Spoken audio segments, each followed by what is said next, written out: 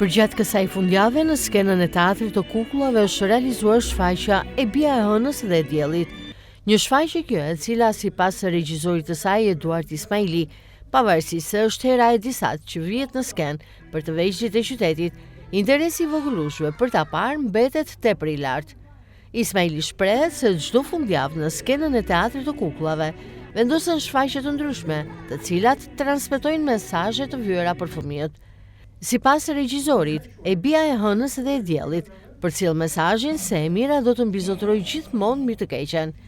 Me fuqi e maile. Interesi ka qenë goxha i lartë. Ne në ora 10 kishim një nga kopshtet, kopshti Trilli.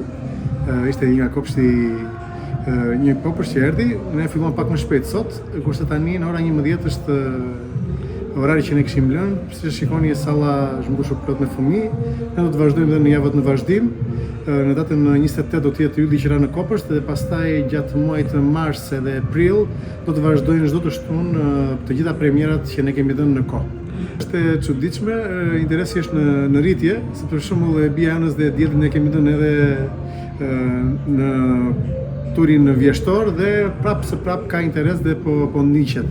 Besoj që edhe ylli që ra në kopësht javës tjetër do të ketë interes, pasi kukullat janë edhe më të vogla, plus edhe aktorët duken, kështu që është një tjetër luajtje me kukullat. Mesazhi që ka kjo shfaqje është i qartë dhe i shkurtër. E mira triumfon gjithmonë përballë të keqes. Do të vendoset diku nga muaji prill. Ne do të vazhdojmë, do të jenë në Kosulkuqja, do të jetë Pinoku, do të jenë në Peshku i Artë. Janë disa shfaqje që ne kemi në vazhdim, po besoj në kalendarin e marsit dhe të prillit do të jenë më të detajuara dhe oraret edhe ditët që do të jenë. Por jo vetëm shfaqje të realizuara më parë, regjizori Eduard Ismaili bën me dije se trupa e teatrit të kukullave të Vlorës ka nisur punën për realizimin e një premiere të re. Shfaqja e re do të flasë për ëndrat e fëmijëve dhe dëshirën e tyre për t'i realizuar ato.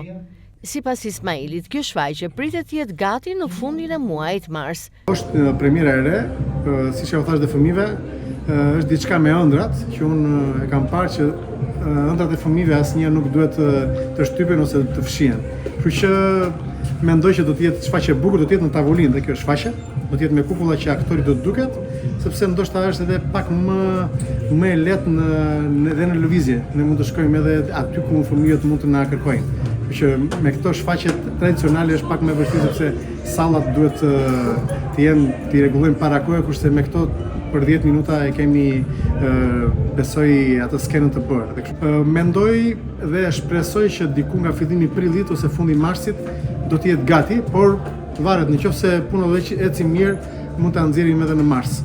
Teatri i kukullave i Qendrës Kulturore në Vlorë çdo fundjavë kthehet në një hapësirë që mbledh pranë vetes 10 fëmijë të qytetit, të cilët ndjekin aty shfaqje të ndryshme me personazhe të animuar.